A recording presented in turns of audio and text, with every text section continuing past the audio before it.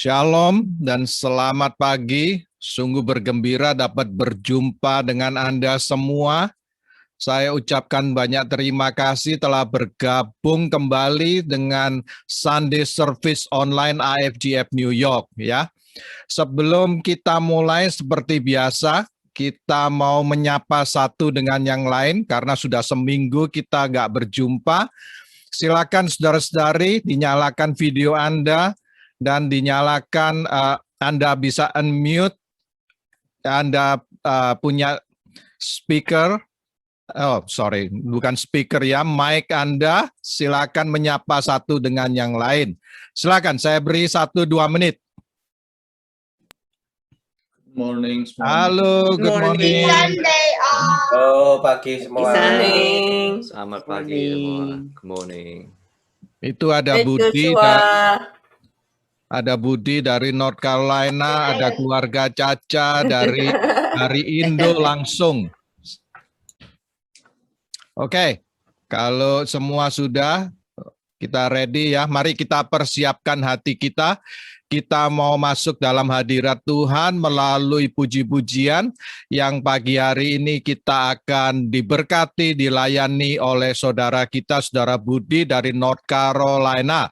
Kemudian kita akan mendengarkan firman Tuhan seperti biasa yang akan disampaikan oleh pastor kesayangan kita, Pastor Tony. Sebelum kita mulai, saya persilakan Aliong bisa pimpin kita dengan doa pembukaan. Silakan Liong. Ya Bapa, kami sebagai satu tubuh Kristus, anak-anak-Mu yang Kau kasih, kami mau Tuhan, dengan iman percaya kami mau datang kepada Engkau, beribadah kepada Engkau Tuhan. Karena kami percaya Tuhan, kami yang melihat Engkau, tapi kami mau menjaga hari Sabat itu Tuhan, supaya kami boleh mengalami Tuhan, beristilah dalam Tuhan. Mungkinkah di antara kami punya beban, tapi yang menyerahkan kepada Engkau Bapa, kami menyerahkan dari ibadah kami dari awal sampai akhir. Biar Tuhan bekerja, firman-Mu yang akan berbicara ke setiap daripada kami itu Tuhan. Kami memelihara terobosan, perubahan terjadi kehidupan setiap daripada kami Tuhan. Firman-Mu menjadi rema dan kehidupan setiap daripada kami, dan kami melakukannya, dan kami menghidupkan setiap firman-Mu dalam kehidupan kami, anak-anak-Mu ini Tuhan. Sekali lagi minta Roh Kudus yang bekerja dalam kehidupan setiap daripada kami itu Tuhan. Kau berkati setiap kami dengan hadirat-Mu Tuhan, pelindungan, penyertaan-Mu di rumah kami masing-masing Tuhan. Bahkan kami menyerahkan youth kami, anak kami, saudara kami Tuhan. Mereka juga mengalami Tuhan pagi hari ini Bapa. Dalam nama Yesus kami buka ibadah kami. Haleluya. Amin. Amin. Terima kasih Aliong. Mari saudara-saudari sekali lagi kita persiapkan hati kita. Kita mau benar-benar menaikkan puji-pujian kita untuk kemuliaan Tuhan. Karena kita tahu Allah kita bertata di atas puji-pujian umatnya. Silakan Bud. Good morning everybody. Selamat pagi. Selamat datang di ibadah hari Minggu. Semoga semua bisa dengar saya ya. Ya. Oke. Mari kita datang pada Tuhan saat ini.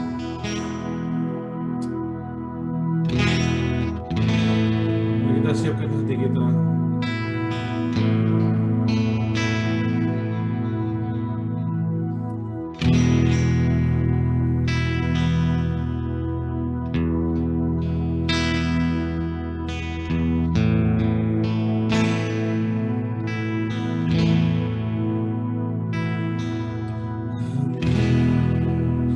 Tuhan yang setia,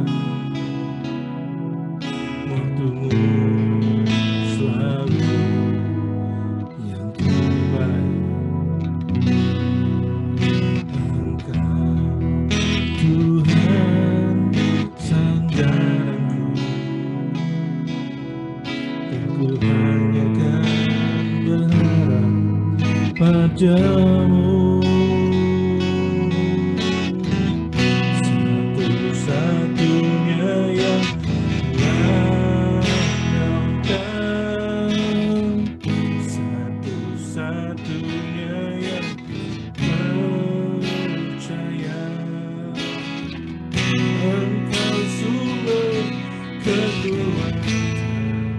Sumber pengharapan, sumber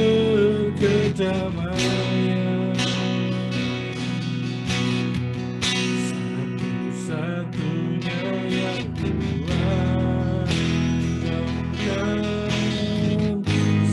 satu-satunya yang ku percaya. Engkau Tuhan memberkati, Tuhan menyembuhku, Tuhan pemulihku. Mari kita sanjungkan dari atas. Tuhan yang setia, selalu yang terbaik. Tuhan sandaranku, Tuhan akan berharap padamu. Katakan satu-satunya yang kuandalkan, satu-satunya yang percaya.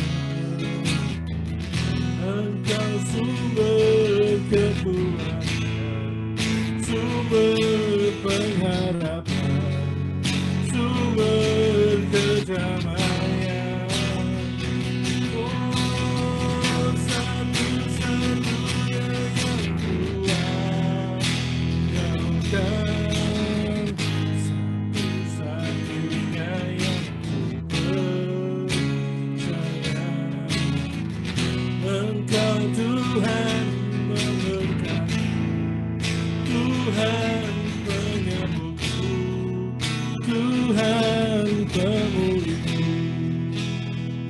Katakan satu-satunya yang kuandalkan,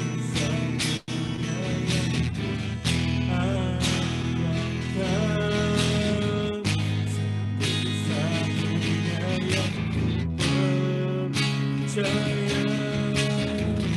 Engkau sumber kekuatan, sumber pengharapan, sumber kedamaian.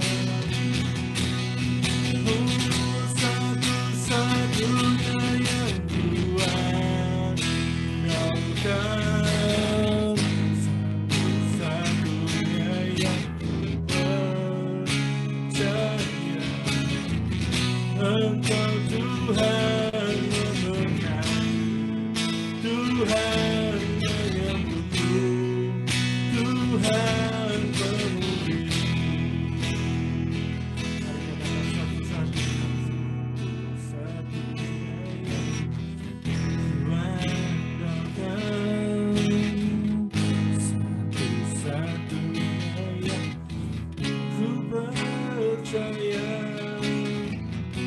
Engkau sumber kekuatan, sumber pengharapan, sumber kedamaian.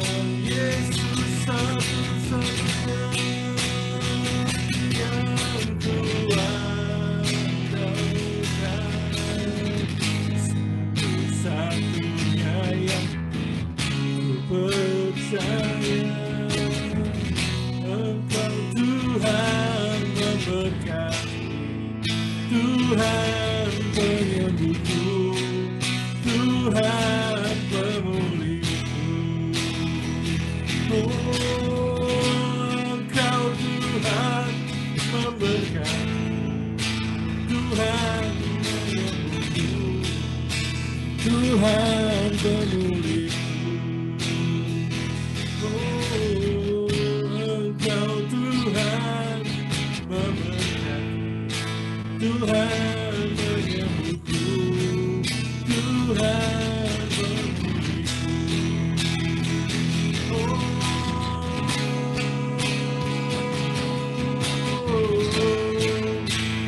Kau memberkatiku, oh Yesus.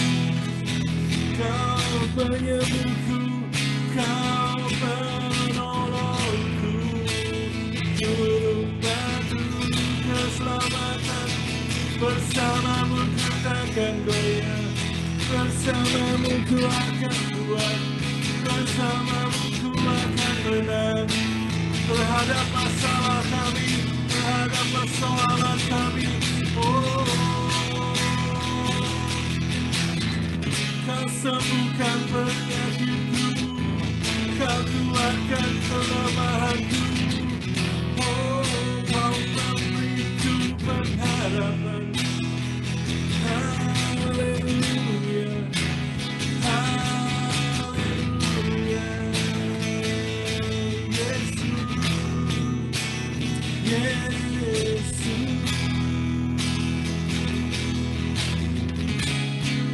tiada yang sepertimu,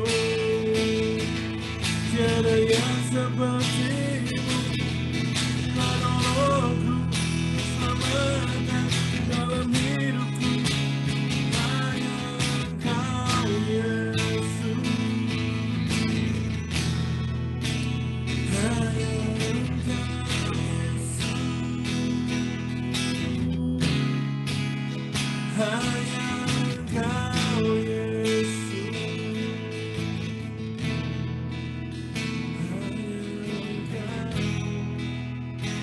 kuasa-Mu memenuhi, kasih-Mu mengalir dalam hidupku, dalam keluargaku, dalam gereja-Mu Tuhan. Haleluya, haleluya. Kuasa-Mu terlebih besar, Tuhanku terlebih besar. Tak pernah terlambat janji-Mu ya Tuhan, tolong hidupku. Kuasa-Mu terlebih besar, Aku terlebih besar. Mari jemaat Tuhan, tak pernah terlambat janji-Mu ya Tuhan, pulihkan hidupku. Sekali lagi katakan kuasa-Mu, jemaat. Kuasa-Mu terlebih besar, Tuhanku terlebih besar. Tak pernah terlambat janji-Mu ya Tuhan, menolong hidupku.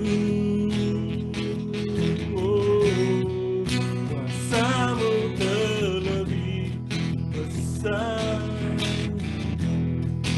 Tuhanku terlebih besar. Tak pernah terlambat janji-Mu ya Tuhan, menolong hidupku. Menolong hidupku. Katakan hanya Kau Tuhan, menolongku.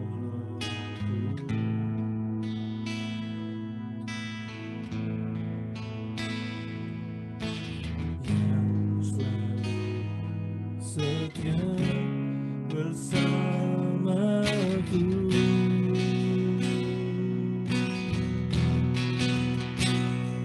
Kasih-Mu yang sanggup mengubah kehidupanku. Sungguh ku berserah, sungguh ku percaya. Kuasa-Mu terlebih besar, Tuhanku terlebih besar. Tak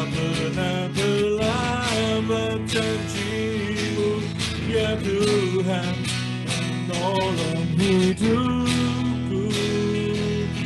Oh, kuasa-Mu terlebih besar. Tuhanku terlebih besar. Tak pernah terlambat janji-Mu ya Tuhan, pulihkan hidupku. Sama-sama katakan, ku percaya, ku percaya. Kau bekerja mendatangkan kebaikan di hidupku. Oh, ku percaya Kau bekerja mendatangkan kebaikan, pulihkan hidup. Kuasa-Mu terlebih besar, Yesusku terlebih besar. Tak pernah terlambat janji-Mu ya Tuhan, menolong hidupku. Oh, kuasa-Mu terlebih besar. Tuhanku terlebih besar. Tak pernah berlambat janji-Mu ya Tuhan, pulihkan hidupku. Tak pernah terlambat janji-Mu ya Tuhan, pulihkan hidupku. Tak pernah terlambat janji-Mu ya Tuhan, tak pernah terlambat janji-Mu ya Tuhan, tak pernah terlambat janji-Mu ya Tuhan. Oh, pulihkan hidupku, pulihkan hidupku. Oh,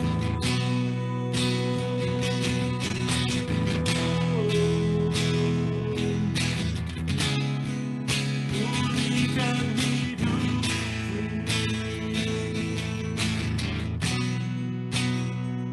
Oh, pulihkan hidupku. Oh,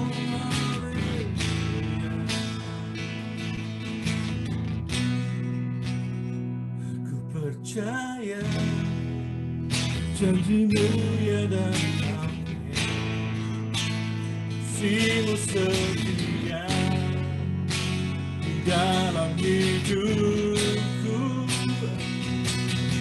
Percaya janji-Mu ya Tuhan, dari semua yang dapat ku minta. Percaya kasih-Mu ya dan amin, kasih-Mu setia di dalam hidupku. Percaya anugerah-Mu lebih dari semua yang dapat ku minta, lebih dari semua yang dapat ku minta, lebih dari semua yang dapat ku minta.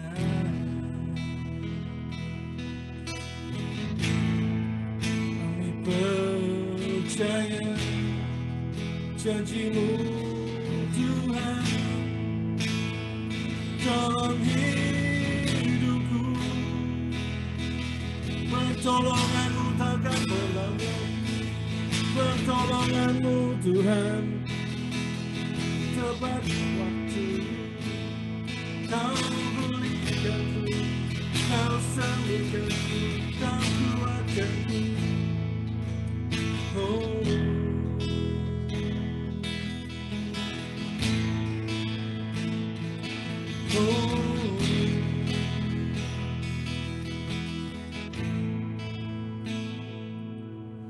You hold my every, you go my way to see, you walk with me to find, heal all my disease. I trust in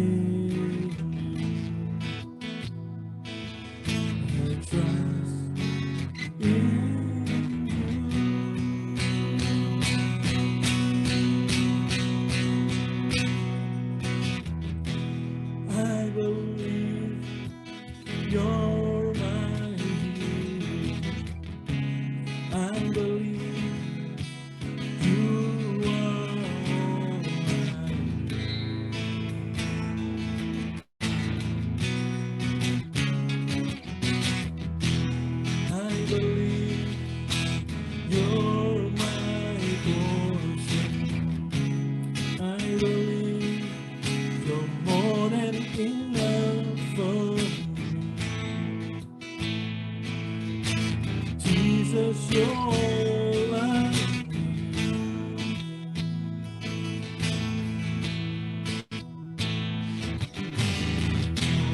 my everything. You come with me.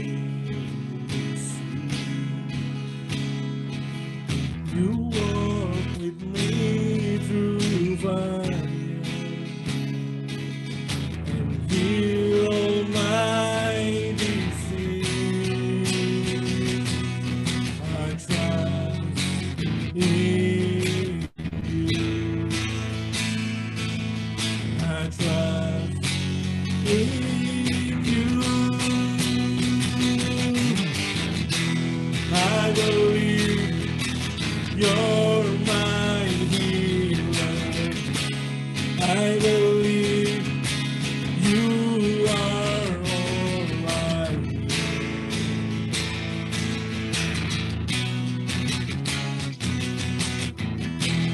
I believe you're my portion. I believe you're more than enough for me. Jesus, you're all I need.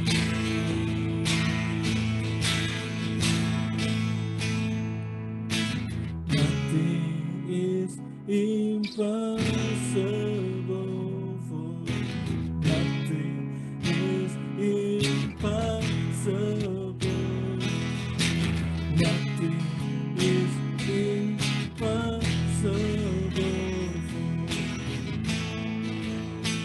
Hold my world in your hand.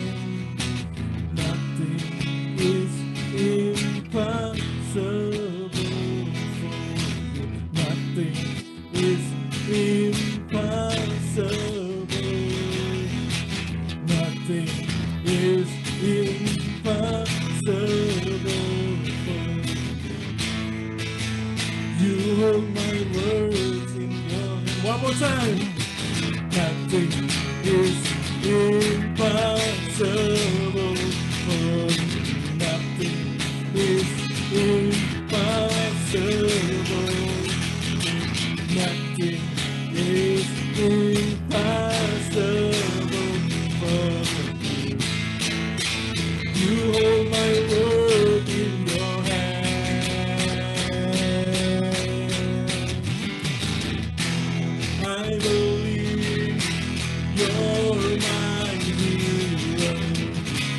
my belief, you are all I need.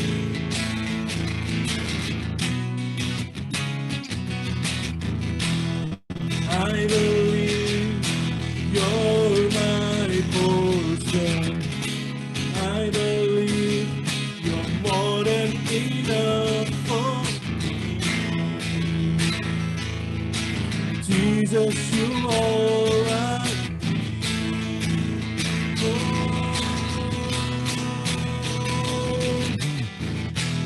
I believe you're my healer. I believe you are I need.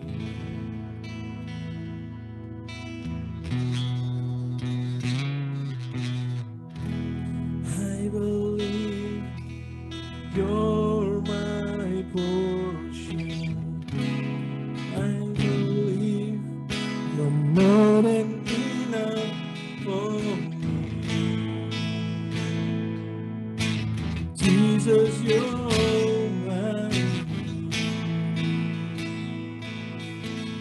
Let's sing it one more time. I believe you're my healer. I believe you are all I need.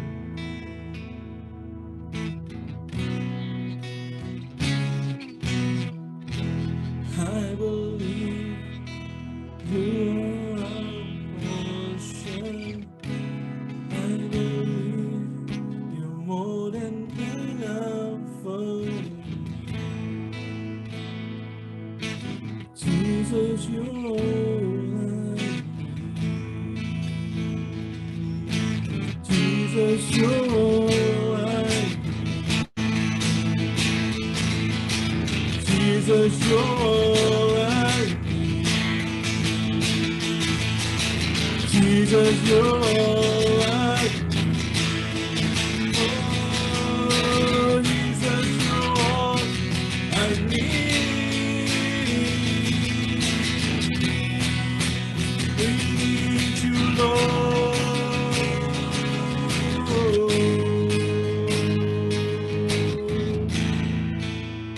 Only Jesus, you are I need you. Only you, God. Only you.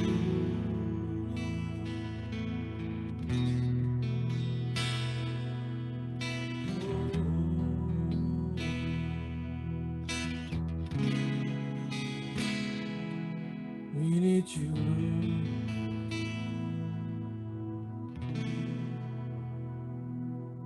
Without you, we are nothing, Lord. Without you, we are empty vessel. Tanpamu, Tuhan, kami nggak ada apa-apanya, Tuhan. Tanpa kamu, Tuhan, kami adalah kosong, Tuhan Yesus. Karena itu ya Bapa, penuhi setiap kami. Fill each of us with your love, with your power, with your presence. Thank you for this moment. Terima kasih untuk pagi ini, Tuhan. Terima kasih untuk kasih-Mu, Tuhan. Sebagaimana kami ada, Tuhan, semua karena kasih-Mu, Tuhan. Semua karena kebaikan-Mu, ya Bapa. Siapkan hati kami, Tuhan, supaya kami layak, Tuhan, untuk mendengarkan firman-Mu, supaya kami boleh, Tuhan, menjadi tanah yang subur, Tuhan. Berkati, Tuhan, pastor kami untuk jadi saluran berkat-Mu pagi ini, ya Bapa. Pakai, Tuhan, hamba-Mu, Tuhan Yesus, sebagai perpanjangan lidah bibir-Mu, Tuhan Yesus. Urapi, Tuhan, sembunyikan dia di balik salib-Mu, Tuhan Yesus, supaya hanya nama-Mu yang dimuliakan. Terima kasih, Tuhan.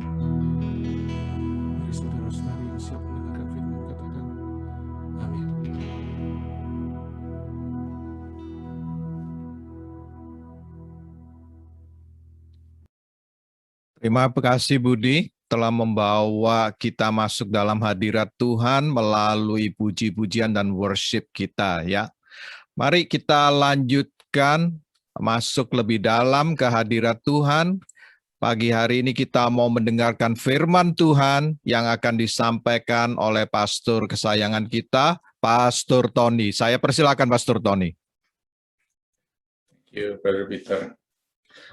Selamat pagi semuanya yang berada di New York dan di Amerika. Thank you Budi untuk memimpin kami dalam puji-pujian. Saya lihat ada Dian juga, dan Faye, dan Baby, ya. Puji Tuhan dalam kesibukannya masih sempat memberikan pelayanan, terima kasih. Juga saya ucapkan selamat datang untuk keluarga Caca ya di Indonesia, Pak Irwan sekeluarga, selamat bergabung dengan kami dari Jakarta. Dan semua kita yang berada di North America atau di New York, selamat pagi semuanya. Semoga kasih dari Tuhan Yesus memberkati kita semuanya. Dan semoga semuanya sehat-sehat dan baik-baik ya. Puji Tuhan kita bisa ketemu lagi pada pagi hari ini di minggu terakhir dari bulan April. Tak terasa kita sudah masuk penghujung dari bulan April. Sebelum saya menyampaikan khotbah, saya membuat sedikit survei. Kalau tidak keberatan Anda bisa isi sebentar ya. Ini ada polls ya. Saya sebentar ya.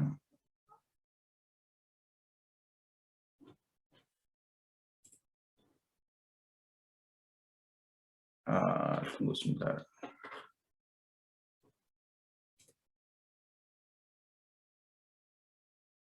Oke, Anda bisa lihat polling ini.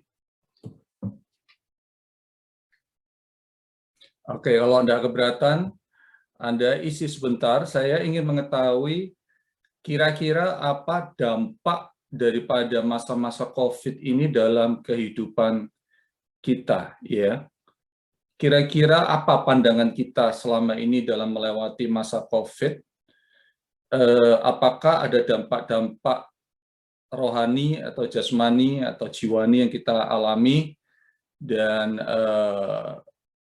Anda boleh isi sejujurnya, ini anonimus ya, tidak ada nama, saya tidak tahu siapa yang isi, tetapi Anda isi supaya kita punya suatu pandangan bagaimana keadaan daripada jemaat gereja AFGF pada umumnya dalam menghadapi masa-masa COVID ini. Saya kasih kira-kira 1 menit gitu ya, Anda ambil waktu sebentar untuk mengisinya. Dan silakan diisi dengan sejujurnya saja, ya. Bagaimana kira-kira? Oke, kira-kira 9 orang sudah selesai. 10, saya tunggu sebentar lagi.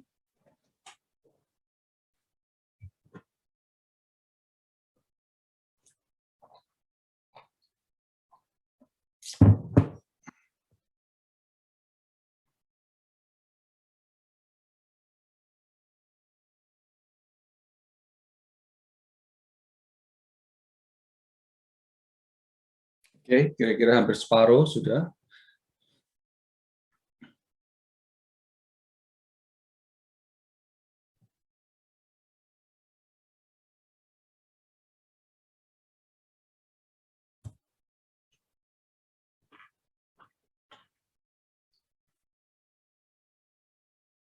Oke, hampir 2/3 sudah mengisi.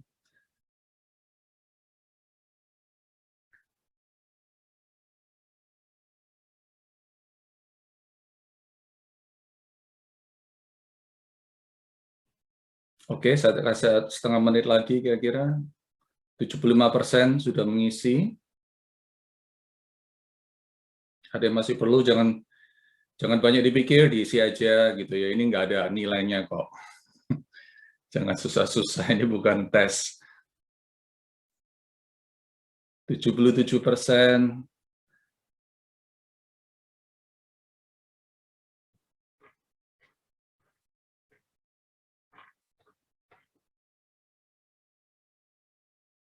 %79%. Mungkin ada yang nggak bisa ngisi, repot ya pakai handphone atau apa, nggak apa-apa, is okay.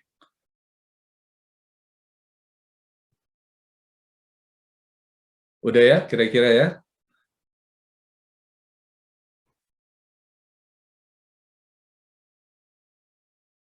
Oke, 80% kira-kira yang masuk ya. Oke, saya akan stop di sini supaya tidak terlalu lama.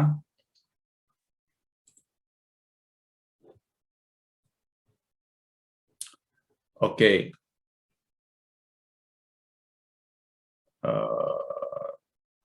Saudara bisa lihat resultnya? Oke. Apakah dampak pandemi COVID? Ya, 64% berkata saya merasa lebih kuat. Oke, puji Tuhan. Dalam menghadapi masa depan, sebagian mungkin merasa khawatir atau sama, tapi 44% merasa lebih pasti, ya, but less than half, ya. Jadi masih banyak yang tidak jelas. Menurut pandangan saya, penderitaan adalah sesuatu negatif, ya 11%, tapi membawa hal positif 78%. Puji Tuhan. Jadi firman Tuhan nggak sia-sia ya, dapat membawa pandangan yang baru dalam kehidupan kita. Dalam masa pandemi ini hubungan dengan keluarga semakin membaik 72%, sama saja 25%. Oke, banyak yang bertambah baik. Puji Tuhan. Masa pandemik ini membawa perubahan dalam hubungan saya dengan Tuhan. 72% merasa lebih dekat. Oke, thank you so much untuk pengisiannya. Ya, ini sangat berguna sekali untuk saya mengerti akan hal ini. So, thank you. Saya akan simpan. Oke. Alright, puji Tuhan. Ya, jadi sebagian besar mungkin merasa ada satu pertumbuhan, ada satu kedekatan dengan Tuhan dalam masa COVID ini, tapi belum semuanya. Sebagian mungkin masalah agak jauh, merasa lebih jauh, merasa khawatir dan sebagainya. Itu normal sebagai manusia, tentunya kita mengalami tantangan dan ketidakpastian dalam kehidupan ini. Tapi kita berharap dalam masa-masa ini kita akan terus bertumbuh di dalam tantangan segala apapun yang kita alami, sehingga kita tidak akan lepas daripada kasih Tuhan di dalam kehidupan kita. Pagi hari ini saya membawa satu firman yang berjudul fungsi gereja di dalam masa COVID.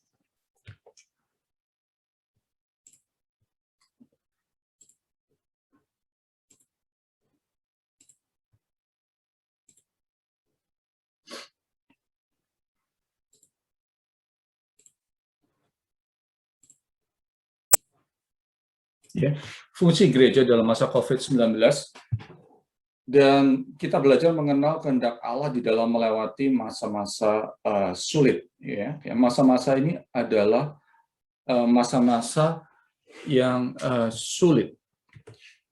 Kita lihat ya, kita pikir COVID sudah hampir selesai dengan adanya vaksin dan lain-lain. Tapi tiba-tiba virus ini bisa menemukan tempat yang baru gitu loh. Dia bisa menclok gitu ke India dia tiba-tiba, dan India ini benar-benar lagi parah-parahnya saat ini dalam masa COVID ini, sehingga banyak orang menderita di India ya. Bahkan kita mendengar kabar dari gereja-gereja AFGF yang ada di India, betapa menderitanya mereka sekarang ini.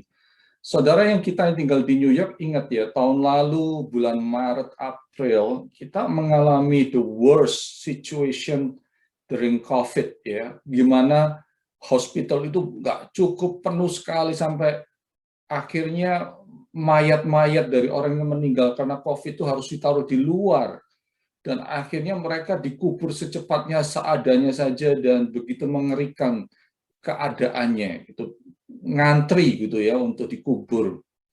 Nah, saudara masih ingat masa-masa itu mungkin, dan sekarang ternyata di India ini lebih parah lagi gitu, karena begitu banyaknya orang mati ya, saya dengar dari berita-berita itu, sampai mereka nggak sempat dikremasi, nggak sempat dibawa ke kremasi, akhirnya keluarganya sendiri yang bakar mayatnya sampean gitu.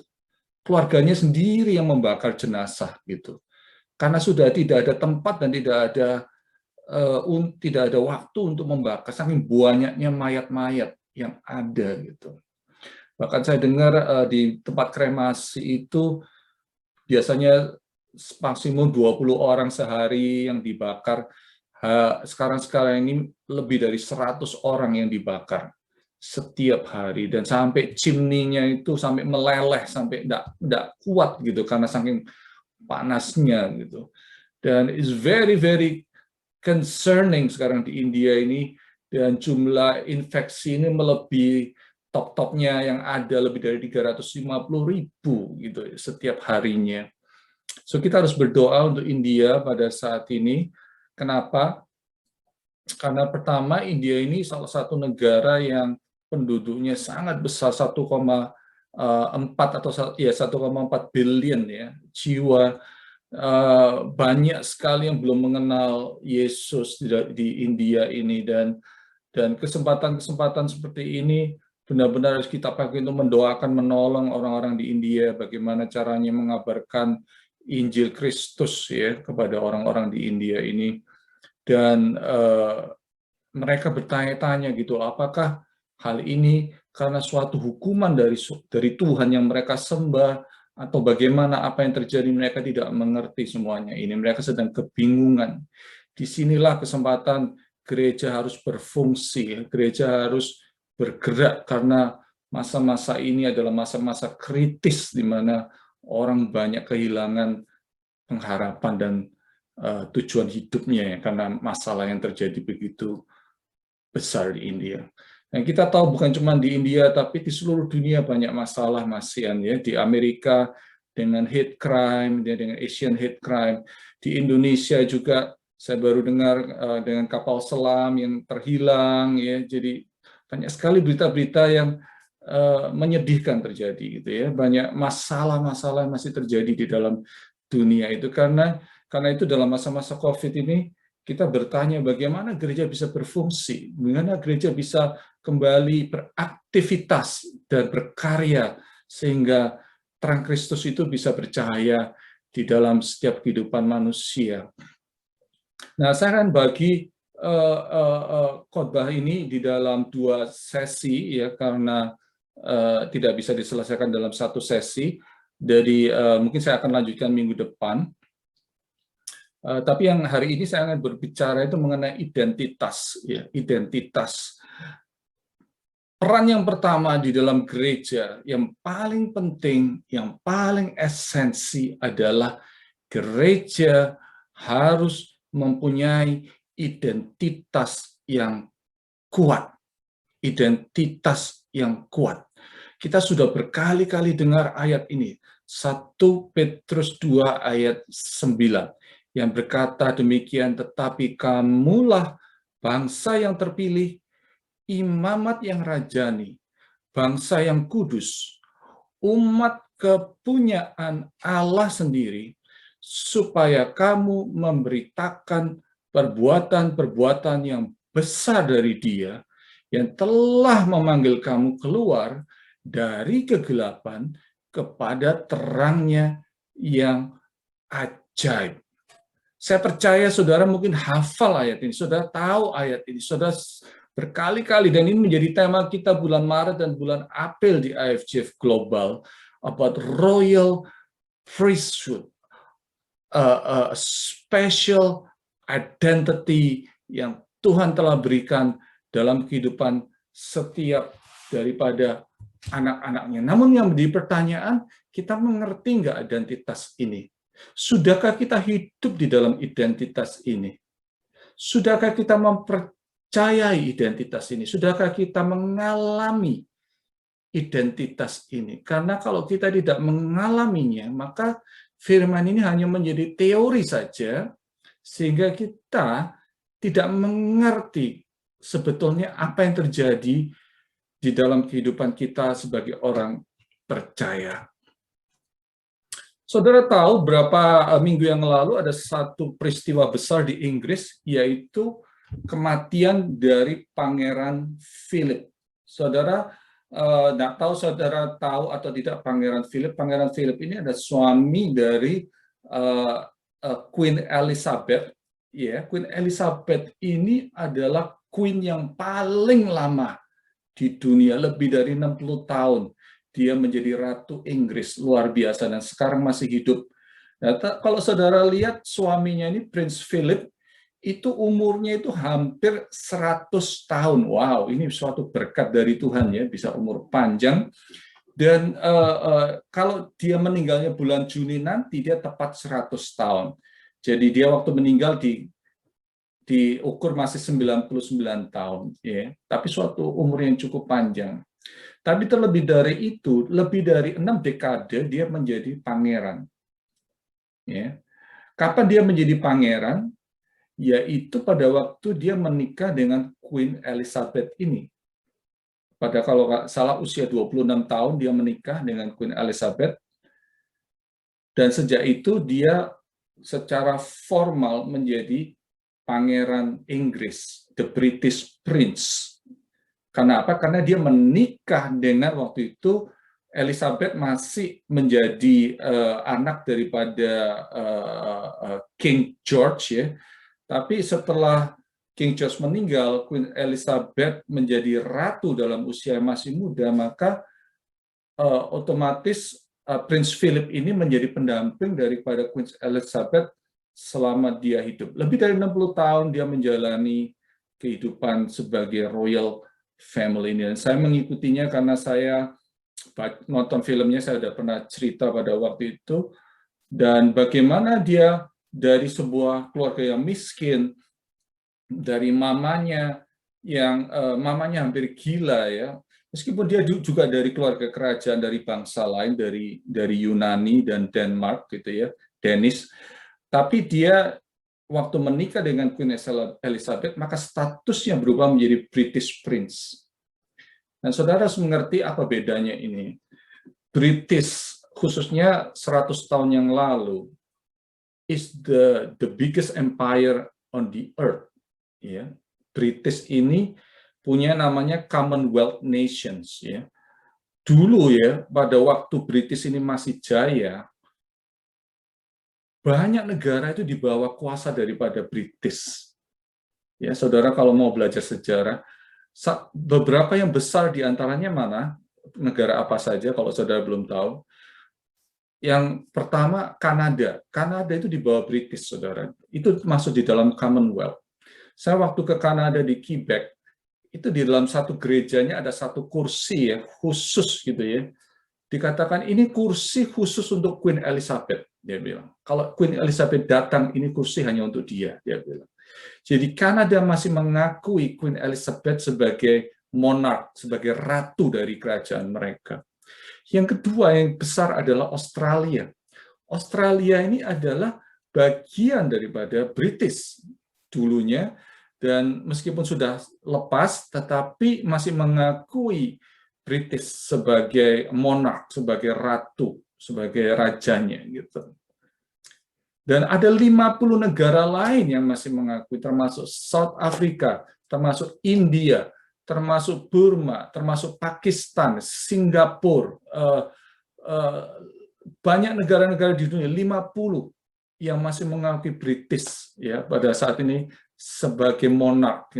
Jadi ini kuasa yang sangat luar biasa pada zaman itu, dan Prince Philip ini tiba-tiba menjadi seorang pangeran yang punya otoritas yang sangat besar pada saat itu, mendampingi Queen Elizabeth ini gitu. Saudara bisa bayangkan dari satu perkawinan aja statusnya bisa dirubah. Kita sebagai anak Tuhan, status kita juga dirubah dalam seketika pada waktu apa? Pada waktu kita mengalami yang dinamakan kelahiran baru, a newborn, ya, suatu kelahiran baru di dalam Kristus, ya, suatu kelahiran baru di dalam Kristus. Nah, kelahiran ini sangat penting. Ya, kelahiran kita ini sangat penting karena disitulah kelahiran kita ini menentukan siapa kita sebenarnya. Dikatakan di kitab tadi dikatakan di 1 Petrus 2:9, kamulah bangsa yang terpilih, imamat yang rajani, royal priesthood. Pada waktu kita lahir baru, secara otomatis kita menerima identitas itu. Kita menerima suatu pengakuan dari surga bahwa ya, kita bagian dari bangsa yang terpilih itu. Kita bagian dari imamat rajani, kita bagian dari bangsa yang kudus, kita bagian dari umat kepunyaan Allah sendiri. Kita bukan anak gampangan, anak jalanan yang tidak tahu status kita. Nah, kita sebagai imigran Muslim, kita mengerti hal ini kan? Kalau kita bertanya, dari mana Anda berasal? Saya, Tony Swignyo, lahir di Surabaya. Iya kan? Lahir di Surabaya. Istri saya, Mary Ramli, lahir di Jakarta. Tapi mungkin ada dari kita lahir di kota-kota yang lebih kecil. Dari Jombang, dari Solo, dari Banyuwangi. Ada yang mungkin dilahirkan di daerah yang lebih kecil lagi, yang tidak pernah terdengar namanya. Ya, dari desa mana misalnya. Dari Gresik, desa mana misalnya gitu. Sekarang kita tinggal di New York. Wow, status kita kayaknya sudah sedikit meningkat ya. Sudah meningkat gitu loh. Wow, kalau dibilang mana, Tony Swignyo yang mana? Yang tinggal di New York. Wow, rasanya lebih keren dikit gitu ya. Bukan orang Surabaya. Kalau kita bilang sama orang bule, aku dari Surabaya, mereka nggak tahu Surabaya itu di mana. Bahkan, aku dari Indonesia. Indonesia itu di mana ya? Nggak tahu. Men. Tapi aku bilang, aku dari New York. Seluruh dunia tahu di mana itu New York. Yang lebih untung anak-anak kita lahir di sini, ya kan? Langsung statusnya apa? US citizen. Wow. Kamu warga negara mana? Warga negara Amerika. Lahir di mana? Lahir di New York. Wow, gitu. Rasanya lain gitu kan. Nah, saya mengerti ada sebagian dari kita masih belum mempunyai status legalitas yang kita inginkan. Tapi kita bisa merasakan bedanya antara sebelum kita mempunyai status legalitas dan sesudah kita mempunyai status legalitas, gimana rasanya? Tentu ada bedanya gitu kan. Kita merasa wow gitu, saya merasa sesuatu yang berbeda gitu. Nah, ada satu status legalitas yang jauh lebih penting yang harus kita mengerti di dalam kehidupan orang percaya, itu status legalitas kerajaan Allah. Kita ini sudah dipilih dan kita sudah ditentukan menjadi warga kerajaan Allah. Sehingga identitas kita ini akan berbeda dengan identitas orang-orang yang belum kenal Tuhan. Nah, ini gereja harus punya identitas yang benar, karena banyak gereja yang belum mengerti identitas ini, sehingga pada masa-masa pandemik ini mengalami kebingungan. Ibadah tidak bisa dilaksanakan dengan normal. Jemaat banyak yang mungkin keluar atau mundur dan sebagainya gitu. Kalau gereja mempunyai identitas yang kuat, maka gereja akan, saya percaya, dipakai Tuhan dengan luar biasa di akhir zaman ini. Dan kitalah gereja itu. Kitalah orang-orang percaya itu sebagai gereja Tuhan di akhir zaman itu. Yesus berkata di Matius 16:18, di atas batu karang ini aku akan membangun gerejaku dan alam maut tidak akan menguasainya. Gereja itu didirikan oleh Yesus Kristus dan mempunyai kekuatan yang dahsyat, yang luar biasa, mengalahkan segala ketakutan dan masalah yang ada di dunia ini. Karena itu gereja harus punya identitas yang kuat, sehingga kita sanggup untuk mengalahkan segala tantangan di dalam kehidupan kita ini. Nah, itu yang pertama. Yang kedua, itu maaf salah nomornya, yang kedua, identitas yang benar memberikan kekuatan ekstra di dalam melewati penderitaan. Identitas yang benar memberikan kekuatan ekstra di dalam melewati penderitaan. Kita tidak berkata kita tidak mengalami penderitaan. Bahkan di kitab 1 dan 2 Petrus itu kata menderita itu paling banyak dibanding dengan kitab-kitab yang lain. lebih dari 10 kata menderita itu. Dan dikatakan jangan takut akan penderitaan. Jadikan itu senjata bahwa Kristus juga menderita. Apalagi kalau kita menderita karena berbuat baik. Wow, dia bilang jangan takut dengan penderitaan. Bahkan dikatakan 1 Petrus 1 ayat 6, bergembiralah akan hal itu. Rejoice. Loh, kok bisa kita menderita dalam penderitaan? Sekalipun sekarang ini kamu seketika harus berduka cita oleh berbagai-bagai pencobaan, ya, kita mengalami banyak tantangan. Ada yang keluarga kita yang mungkin sakit, ada yang mengalami penderitaan karena keuangan, ada yang menderita karena berita-berita yang ada, ketakutan dan sebagainya. Namun di ayat 7 dikatakan maksud semuanya itu ialah apa? Untuk membuktikan apa? Kemurnian imanmu. Wow. Artinya begini, pada waktu kita sudah lahir baru, kita di dalam Kristus, tujuan hidup kita berbeda, esensi kita berbeda, kehidupan kita berbeda, dan apapun yang terjadi di dalam dunia ini tidak akan mempengaruhi tujuan hidup kita itu. Bahkan penderitaan itu dianggap sebagai suatu esensi kehidupan, yaitu untuk memurnikan iman kita. Makanya tadi waktu saya ambil survei, saya senang melihat, banyak orang yang bertumbuh, ya, banyak orang lebih dekat dengan Tuhan. Kenapa? Karena memang penderitaan ini ditujukan untuk membuktikan kemurnian daripada iman kita. Ya.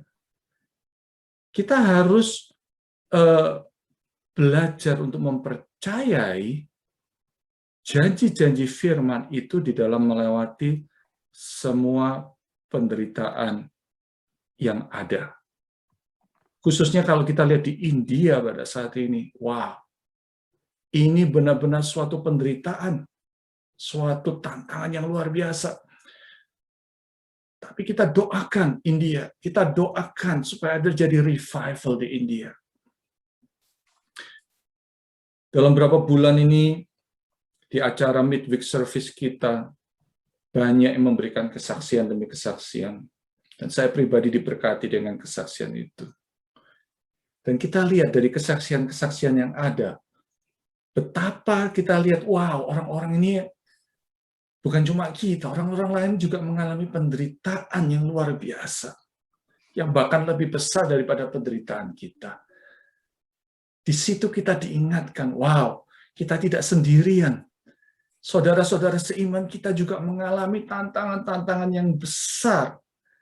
Tapi ingat, seperti dikatakan hari Rabu lalu Ibu Yuli, bahwa kita malah bermegah di dalam penderitaan itu. Sebagai orang Kristen, kita bermegah di dalam penderitaan.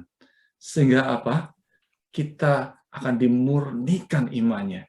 Yang jauh lebih tinggi nilainya daripada yang fana, yang diuji kemurniannya dengan api. Sehingga kamu memperoleh puji-pujian dan kemuliaan dan kehormatan pada hari Yesus Kristus menyatakan dirinya. Haleluya. Beberapa hari yang lalu, saya disuntik yang kedua kali vaksin, ya. Terus malamnya ada pertemuan pastor-pastor FGF, terus ditanya sama mereka, gimana? Side effect-nya gimana? Saya bilang, side effect-nya bagus. Ya, saya merasa lebih muda, gitu. Saya merasa sukacita, gitu. Supaya apa? Kan sudah tenang, udah divaksin, istilahnya begitu. Malamnya, saudara, benar-benar itu side effect-nya bekerja, saudara. Saya sampai menggigil, nggak bisa tidur, saudara. Benar-benar saya mengalami suatu penderitaan, gitu ya. Suatu penderitaan gitu ya. Istri saya tahu, jadi saya pikir, aduh Tuhan, ini apa namanya, katanya yang lain nggak apa-apa kok saya mengalami seperti ini gitu. Terus saya mau minum ini, nggak mau minum Tylenol nggak? Saya bilang nggak usah deh, tidur aja deh gitu. Gitu. Saya pikir juga ya mudah-mudahan sehari udah selesai gitu. Tapi dalam hati saya pikir ya Tuhan, biarlah satu hari ini aku juga bisa merasakan penderitaan-mu deh. Gitu. Saya mau belajar gimana sih ngerasain penderitaan Yesus meskipun cuma 0,001% dari apa yang Yesus rasakan, tapi paling enggak saya kepingin juga gitu. Wow, ini penderitaan Yesus ini seperti ini loh. Maksudnya kalau kita cuma ngalami sehari 2 hari, that's totally nothing dibandingkan dengan penderitaan Yesus yang begitu dahsyat. Jadi identitas yang benar ini memberikan kekuatan ekstra dalam melewati penderitaan. Ingat selalu penderitaan Yesus. Ingat penderitaan saudara-saudara seiman. Ingat penderitaan orang-orang di India. Ingat penderitaan rasul-rasul. Ingat semua penderitaan yang Tuhan sudah lakukan untuk kita semuanya. Bahwa kasih Kristus begitu nyata dan mulia dalam kehidupan kita. Sedikit kesaksian dari gereja kita di Seattle, kalau saudara dengarkan news, ya, dalam 1 bulan terakhir ini atau 2 bulan terakhir ini, 4 kali gereja kita di Seattle mengalami di graffiti atau orang-orang yang memberikan hate crime gitu. Di pekarangan mereka itu ditulisi kata-kata yang menyerang gitu ya, menyerang orang Asia gitu. Nggak tahu kenapa ada yang benci. Mungkin kalau saudara Google News-nya bisa keluar di cover sama ABC sama news yang lain. Nah, kita dukung ya Pastor Irwan sebagai pendeta di Seattle, hamba Tuhan di Seattle, gereja IFGF. Dan kita doakan, kita tanya gimana Pastor Irwan? Oh, we are good, it's okay gitu. Dan yang saya senang, ya gereja kita di IFGF ini, mereka tidak bereaksi negatif dalam mengalami hate crime itu, tapi mereka bersikap positif. Mereka tetap memberkati neighborhood, mereka membagi-bagi barang, gitu, tetap mendoakan, mengasihi orang-orang sekitar mereka, tidak memberikan kata-kata yang membalas dan sebagainya. Dan puji Tuhan ya, firman Tuhan digenapi. Firman Tuhan digenapi ya. Kalau Tuhan kalau kita hidup di atas firman Tuhan digenapi. Sekarang gereja Seattle ini karena di cover oleh news dan sebagainya malah jadi terkenal sekarang ini ya, terkenal di Seattle dan bahkan sampai dihubungi pejabat-pejabat yang ada di sana, diajak bekerja sama dan lain-lain. So God can use anything to promote His church selama gerejanya itu satu punya identitas yang kuat dan kedua mempunyai berkarya di dalam janji-janji daripada firman Allah. Dan kita melihat bagaimana akhirnya gereja kita bisa diberkati. Dan saya berdoa seluruh gereja di dunia ini bisa mengalami hal yang sama di dalam masa-masa COVID ini gitu. Jadi yang tadi yang pertama identitas yang benar memberikan kekuatan ekstra. Yang kedua, identitas yang benar memberikan kemampuan untuk hidup yang berbeda. 1 Petrus 2 ayat 1 berkata, karena itu buanglah segala kejahatan, segala tipu muslihat, dan segala macam kemunafikan, kedengkian, dan fitnah. Dan jadilah sama seperti bayi yang baru lahir, yang selalu ingin akan air susu murni dan yang rohani, supaya olehnya kamu bertumbuh dan beroleh keselamatan. Ya. Waktu saya membaca firman ini, saya pikir, aduh Tuhan, ini ditujukan kepada orang percaya. Ya, buanglah segala kejahatan, tipu muslihat, kemunafikan, kedengkian, dan fitnah. Dalam masa-masa ini, kita belajar, jangan membalas kejahatan yang kejahatan. Ya, kita mungkin ditekan, kita mungkin ditaruh di satu posisi yang tidak mudah, tapi dikatakan buanglah segala kejahatan, bukan hanya segala kejahatan pembunuhan, shooting, ataupun hate crime ataupun yang lain, tapi kejahatan dalam segala kehidupan kita sebagai orang percaya yang tidak berkenan di hadapan Tuhan. Ya, kalau bahasa Inggris katakan malice, malicious, artinya segala hal yang tidak baik Segala hubungan-hubungan yang tidak baik itu buanglah. Segala kedengkian, kebencian, kepahitan, kemunafikan itu buanglah semuanya. Jadilah bayi seperti bayi lahir, selalu ingin akan air susu yang murni dan rohani. Aduh, gimana ya menjadi bayi yang seperti baru lahir? Tentunya tidak mudah. Namun, Allah itu ingin memberikan suatu ilustrasi kepada kita bahwa kelahiran kita ini spesial. Kelahiran baru kita yang dikatakan di kitab 1 Petrus 1 ayat 3, terpujilah Allah dan Bapa Tuhan kita Yesus Kristus yang karena rahmat-Nya yang besar telah melahirkan kita kembali oleh kebangkitan Yesus Kristus dari antara orang mati. Kelahiran kita ini sangat spesial, sehingga kita ini menjadi bayi yang spesial. Sebagai bayi yang spesial, orang tua kita, yaitu Tuhan, mengharapkan kita ini desire the pure milk of the word. Craving, artinya rindu firman Allah. Minum air susu yang murni, yaitu firman Allah. Supaya apa? Supaya kita bertumbuh kepada keselamatan itu. Ya, ini kerinduan Allah untuk kita. Sebagai bayi-bayi rohani ini, mari kita tinggalkan semua kejahatan, kita tinggalkan keduniawan, kita tinggalkan hal yang tidak baik, kepahitan dan segalanya. Kita lahir baru sebagai bayi, dan kita hanya rindu hal-hal yang rohani, hal-hal yang murni, hal-hal yang dari Tuhan sendiri. Itu kerinduan orang tua kita di surga. Ya, karena kita sudah ditebus oleh darah yang mahal, oleh darah Kristus. Kita sudah menjadi ciptaan yang baru. Kita menjadi royal priesthood. Ingat, kita berbeda. Kita tidak sama lagi. Identitasmu sudah berbeda. Kita bukan lagi orang yang lahir di Surabaya, di Jakarta, di Jombang, di Banyuwangi, dan kita lahir di dalam kerajaan Allah. Kita bukan cuma sekedar US citizen, tapi kita kingdom citizen.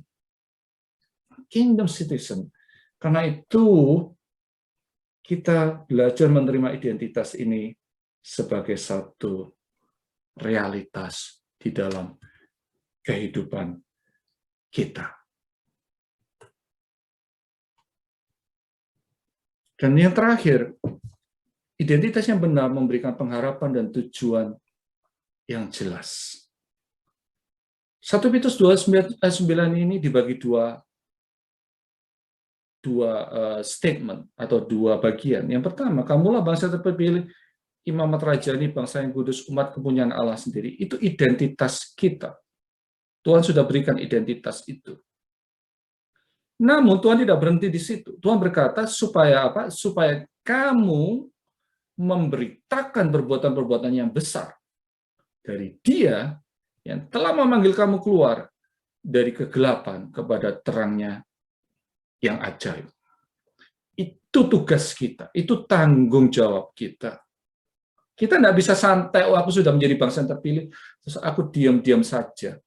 No, fungsi gereja yang benar, fungsi identitas yang benar adalah memberitakan apa yang sudah kita terima dari Tuhan. Karena kita sudah dipanggil dari kegelapan kepada terangnya yang ajaib. Baru kita berfungsi, kita berkarya di dalam masa-masa yang sukar ini. Kita belajar untuk menceritakan perbuatan-perbuatan Tuhan yang besar. Seperti yang kita dengar dari kesaksian yang ada. Saya akan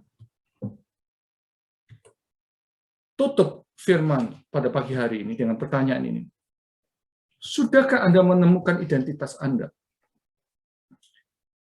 Have you found your true identity? Seperti Prince Philip, setelah dia menemukan identitas yang baru sebagai pangeran dari kerajaan Inggris, tugas dia adalah berkeliling di seluruh dunia dan memberikan pantauan-pantauan kepada negara-negara itu. Dia berfungsi sesuai dengan identitas yang dia terima. Have you found your identity? Are you secure in Christ? Apakah Anda sudah menemukan security hidup Anda? Pada waktu badai melanda, pada waktu tantangan tiba, pada waktu masalah terjadi dalam kehidupan Anda, apakah Anda goyah atau Anda bertahan di dalam identitas yang sudah Anda terima ini? Gitu.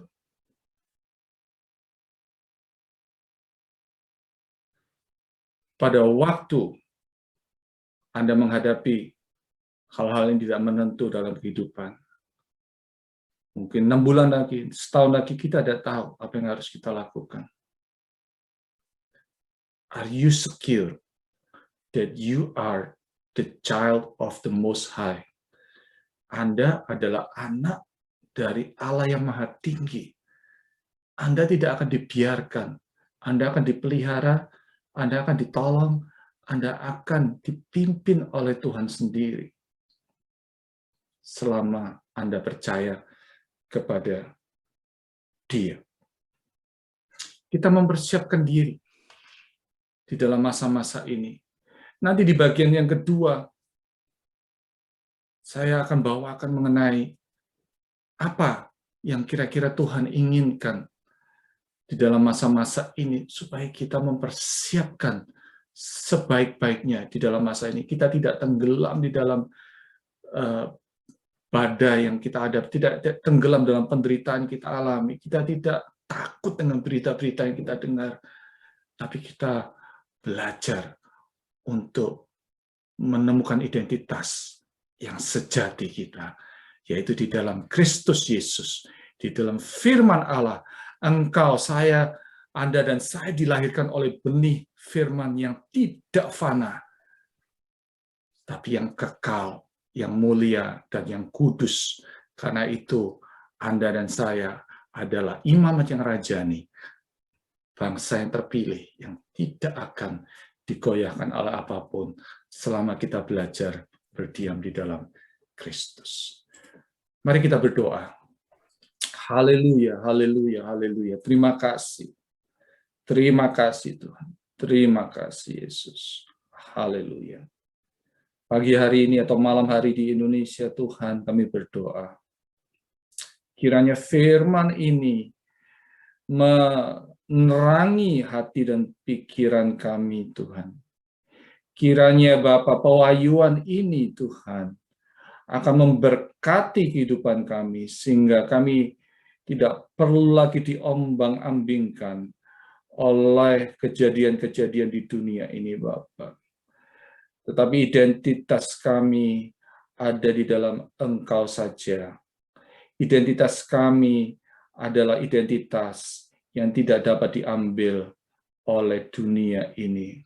Tuhan, terima kasih. Berkatilah firman-Mu ini, Bapa, sehingga firman-Mu ini boleh bekerja di dalam kehidupan kami. Kami tidak sama lagi, ya Tuhan. Kami tidak lagi hidup di dalam hidup yang lama, tapi kami sudah diberikan suatu kehidupan yang baru di dalam Engkau. Terima kasih. Materaikan semua ini, Bapa, untuk kemuliaan nama-Mu. Di dalam nama Tuhan Yesus Kristus, kami berdoa dan mengucap syukur. Haleluya. Amin. Tuhan memberkati. Saya kembalikan kepada Brother Peter. Amin. Terima kasih Pastor yang telah menyampaikan firman Tuhan dan mengingatkan kita akan identitas baru kita di dalam Kristus, yaitu bangsa umat yang terpilih. Ya, mari kita lanjutkan penyembahan kita melalui pemberian kita dan perpuluhan kita. Saya persilakan Brother Solihin. Ya. Mari saudara-saudara seiman kita bersatu di dalam doa sebelum kita memberi. Bapak, terima kasih kembali kami diingatkan Tuhan melalui firman-Mu. Kami adalah bangsa yang terpilih, identitas kami Tuhan ada di dalam Engkau. Dan walau banyak gejolak Tuhan di dalam dunia ini, biarlah Tuhan kami senantiasa bersandar, mengerti akan siapa kami di mata Tuhan, sehingga kami boleh secure Engkau Tuhan yang memberi kekuatan. Terima kasih atas firman-Mu yang mengingatkan kami kembali, menguatkan kami. Berkati hamba-Mu, Pastor Tony yang sudah menyampaikan, ngasihan tangan-Mu atas hamba-Mu bersama keluarga senantiasa. Thank you, Lord. Bapak, kami juga bersyukur atas kesempatan pada pagi hari ini, di mana kami Tuhan boleh menyembah Engkau dengan persembahan, dengan offering kami. Kami mau memberikan Tuhan dengan hati yang penuh sukacita, karena kami tahu semuanya adalah berasal daripada Tuhan. Segala yang baik, semua yang Tuhan berkat daripada Tuhan itu adalah semua yang kami terima. Terima kasih Bapak, kami mau memberi dengan hati penuh sukacita. Di dalam nama Tuhan Yesus kami berdoa dan mengucap syukur. Amin. Amin. Terima kasih, Brother Solihin. Saya ada sedikit pengumuman. Ya, setelah ibadah ini selesai, kita masih ada Sunday School. Ya, jadi tolong saudara-saudari, Bapak, Ibu, tolong anak-anaknya dibantu untuk bisa online agar mereka bisa join their class. Ya, akan dimulai 11.45. Kita mulai lebih awal. Kemudian minggu ini setelah selesai ibadah juga jam 2 ada Women of Virtue, ya, jam 2 siang yang akan dihosting oleh AFGF Philadelphia. Ibu-ibu, banyak ibu-ibu dari New York masih belum bergabung, tolong silakan bergabung, ya. Kemudian doa semalam suntuk nanti malam akan dimulai jam 9. Apabila Anda terbeban, silakan juga bergabung untuk doa semalam suntuk. Anda kalau cuma bisa sejam is good, 2 jam boleh. Kalau mau semalam suntuk silakan, ya. Kemudian I Care, kita masih ada untuk bulan ini. Terakhir adalah I Care Target. I Care Target itu besok hari Senin, ya. Untuk jamnya silakan hubungin I Care leader Anda. Kemudian Midweek Fellowship hari Rabu ini kita ada Midweek Fellowship. Seperti tadi sudah dikatakan oleh Pastor Tony, kita banyak diberkati melalui kesaksian-kesaksian yang luar biasa, saudara-saudari. Ya, bagi Anda yang masih belum pernah bergabung dengan Midweek Fellowship, saya undang saudara-saudari untuk bergabung. Karena pada saat Midweek Fellowship, banyak hal-hal mengenai firman Tuhan yang kita kurang mengerti, tetapi dibukakan pada saat Midweek Fellowship melalui kesaksian-kesaksian dari saudara-saudari kita yang luar biasa. Boleh saya katakan sebagai rema pada saat Anda dibukakan sebagai realitas firman Tuhan yang kita pelajari, yang kita terima. Ya, jadi setiap hari Rabu jam 8, untuk Rabu ini kita akan dilayani oleh Pastor Fendi Suprayogi dari AFGF Surabaya. Ya, kebanyakan pada Rabu kita selalu ada kesaksian-kesaksian yang luar biasa. Seperti minggu yang lalu itu kesaksian luar biasa. Tetapi mohon maaf, saudara-saudari, kita tidak ada recording karena sifatnya itu privacy, ya. Jadi bagi saudara-saudari, harap kalau Anda terbeban, Anda ada waktu, silakan bergabung pada Midweek Fellowship. Sungguh membantu kita semua. Kemudian beban doa, ya. Tadi juga sudah dikatakan oleh pastor kita, doa untuk negara India yang terkena dampak tsunami COVID. Dan juga ini sangat luar biasa karena terakhir saya dengar setiap 5 menit 1 orang meninggal. Dan negara ini banyak yang tidak mengenal Tuhan Yesus Kristus. Ya, kita mau mendoakan agar Tuhan ada jalan di negara ini. Kemudian doa untuk keluarga yang ditinggalkan oleh kru awak kapal selam Indonesia yang dinyatakan hilang, totalnya 53 orang, ya. Tolong didoakan keluarga yang ditinggalkan agar mereka diberi kekuatan dan juga Tuhan mempunyai jalan di dalam kehidupan keluarga-keluarga ini. Kemudian doa untuk ini pokok doa yang saya sampaikan ya, doa untuk crime against Asia masih terjadi, kemarin malam masih terjadi, tolong didoakan saudara-saudari. Kemudian doa untuk mama dari Marcella dan Sherlyn yang masih terbaring di hospital, ya, doakan untuk AI Ratna untuk recovery-nya. Dan kemudian satu lagi doa untuk Papa dari Komdawati atau VV, untuk Pak Suwito yang lagi sakit. Bagi saudara-saudari ada ada doa, ada beban doa yang Anda mau doakan, Anda bisa sampaikan, bisa teks ke Pastor Tony atau Aliong atau saya sendiri. Kalau Anda merasa tidak convenient, boleh juga di teks ke Merim atau Ciacia, ya. Oke, itu aja doa, pokok-pokok doa. Kemudian terakhir, ini yang membahagiakan, birthday. Minggu ini yang berulang tahun adalah Vivi Lau. Happy birthday Vivi. Kemudian Andreas Hendy. Happy birthday Andreas. Christy Loren, ini anak Pak Benny Loren dan Ci Elmi. Kemudian terakhir adalah Brian Budi Mulyawan. Happy birthday guys. Ya itu saja. Budi. Budi ada, are you ready untuk penutup ya? Saya persilakan, saya kembalikan ke Pastor Tony. Silakan Pastor. Saya persilakan Budi untuk nyanyikan dulu.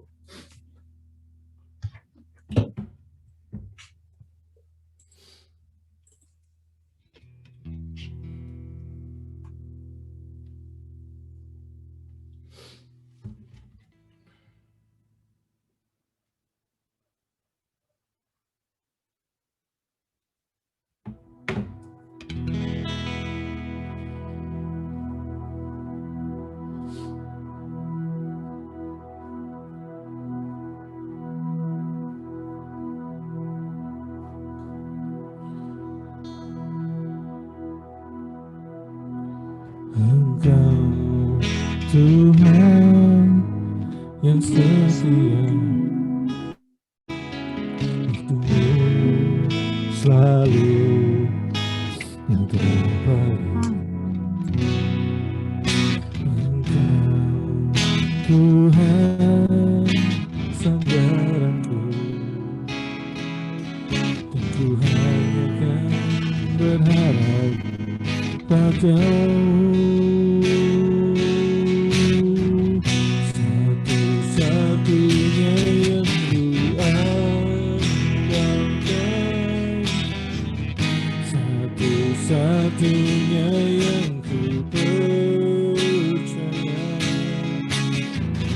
Engkau sumber kekuatan, sumber pengharapan, sumber kedamaian. Satu-satunya yang ku andalkan, satu-satunya yang ku percaya.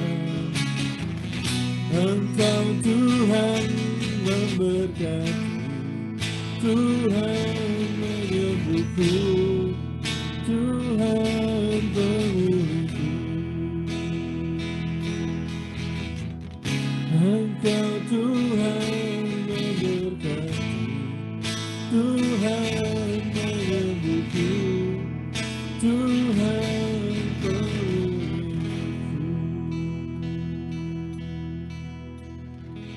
Terima kasih Bapak untuk ibadah kami pada pagi hari ini di sini. Biarlah firman-Mu boleh turun dan jamah kami semuanya. Sebagai imamat yang rajani dan sebagai anak-anak-Mu yang telah dilahirkan kembali, kami punya akses kepada Bapa di surga. Karena itu kami mendoakan semua kebutuhan daripada umat-Mu Tuhan. Kami menyerahkannya semua ini ke dalam tangan-Mu ya Bapa. Kami berdoa bagi kebutuhan-kebutuhan yang ada, keluarga kami yang, anggota keluarga kami yang mungkin sedang sakit, ataupun mungkin tantangan kesehatan yang sedang dialami oleh umat-Mu. Kami serahkan ke dalam tangan-Mu saat ini. Kami berdoa juga untuk India ya Bapa. Kau tutup bungkus negara ini Bapa. Biarlah India boleh diselamatkan. Tuhan ampuni segala dosa kesalahan dari negara ini. Dan biarlah pada masa-masa ini akan banyak terjadi suatu kegerakan rohani di India ya Bapa. Biarlah gereja-Mu boleh menjadi terang, gereja-Mu boleh menjadi berkat untuk orang-orang yang sedang menderita Bapa. Terima kasih Bapa.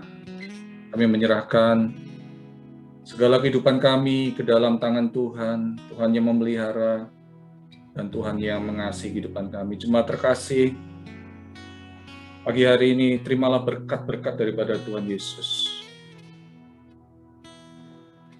Berkat kelimpahan yang sudah disediakan bagi setiap daripada anak-anaknya. Berkat identitas yang sudah diberikan kepada setiap kita yang percaya kepadanya. Janji-janji firman Tuhan untuk hidup berkelimpahan, untuk hidup sesuai dengan kehendak Allah. Terimalah semuanya. Dan khususnya pada pagi hari ini, biarlah ada kebangkitan iman terjadi dalam setiap kehidupan anak-anak Tuhan. Ada satu kuasa yang bekerja, Roh Kudus menyertai kehidupan kami semuanya, Tuhan. Sehingga kami tahu kami tidak akan sendiri, tapi kami bersama-sama dengan Engkau. Terima kasih, jemaat terkasih, terimalah berkat, damai sejahtera dari Allah Bapa, berkat kasih dari Tuhan Yesus, berkat penghiburan, pemulihan, penyertaan dari Roh Kudus yang menyertai hidupmu mulai siang hari ini sampai selama-lamanya. Terima kasih Tuhan, kami terima berkat-berkat ini di dalam nama Tuhan Yesus. Amin.